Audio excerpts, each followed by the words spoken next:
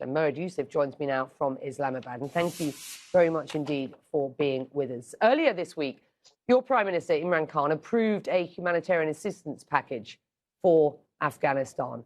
What's happening with that now? Well, that's going to go to Afghanistan immediately. It's about $30 million in kind.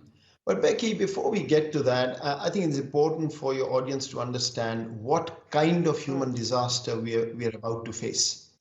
We've got the WFP, the World Food Program, saying that 23 million Afghans are going to be acutely short of food this winter, which is starting now.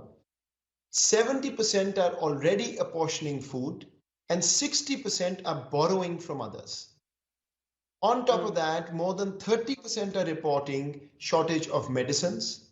We've got Western outlets reporting that women are selling their children just to get household commodities.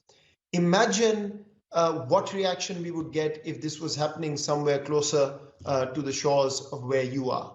So that's the kind of sense that people need to get. This has to be beyond politics. This has to be beyond any question of the Taliban. Right now, the world has to focus on getting humanitarian assistance in for the sake of the 35 to 40 million Afghans who are going to suffer. It's really about them at this point. And so Pakistan, frankly, is doing whatever we can. We are not a rich country. We have now donated about 30 million. There are other private donations that are going in.